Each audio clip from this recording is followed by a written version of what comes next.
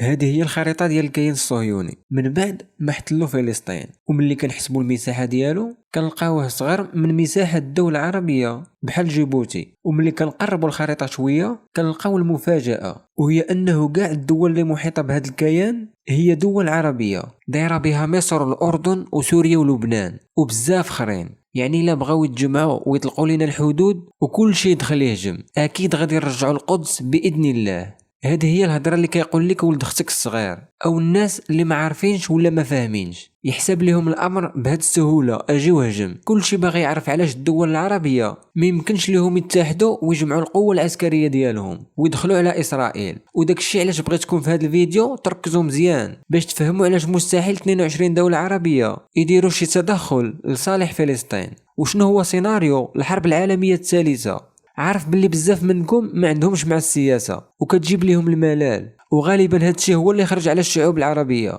اللي ولات تابعة غير الزهو والنشاط، حتى الدماغ ما بقاش كيبغي يخدم في المعقول. للأسف هذا هو الواقع ديال العرب اللي عمرهم غيطفروه. بكل بساطة دول الغرب فايتيننا بسنوات ضوئية، وكنظن انه وصل الوقت باش نخدموا الدماغ ديالنا، حيت اقوى سلاح عند اي شعب هو الوعي. بزاف ما عارفينش انه الدول العربية غارقة مشاكل بحال سوريا واليمن وليبيا والسودان والصومال والعراق لحد الساعة، اما ما عندهمش استقرار بسبب الحرب اللي كاينه عندهم، واما باقيين مدمرين بسبب الحرب اللي دازوا منها، او كيعانيو بسبب الانقسام السياسي بحال ليبيا اللي فيها جوج ديال الحكومات وكل وحده كتجر الجهه، لدرجه انه ما عرفوا ما يديروا في هذه الكارثه ديال الفيضانات حيت المسؤولين ما كيتواصلوش بيناتهم. العراق مور الغزو الامريكي تدمرات ديال بصح وما قدرتش انها توقف على رجليها اقتصاديا، وعاد نايض فيها الصراع على شكون غياخد السلطه وغيحكم. سوريا لحد الان باقيين مقاتلين غير مع بشار الاسد باش يمشي، واصلا ولو بغاو يساعدوا ما عندهمش كيفاش، خاصة انه الجيش ديالهم من اضعف الجيوش العسكرية.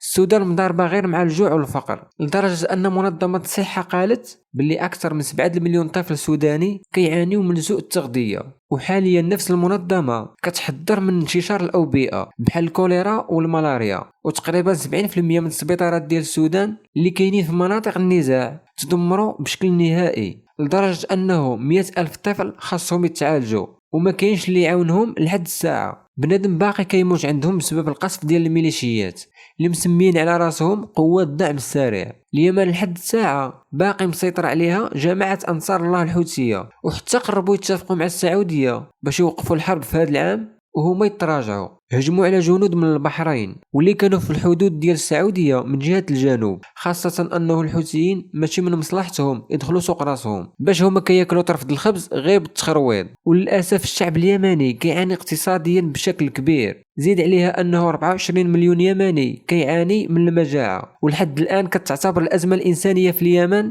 من اسوأ الازمات في العالم.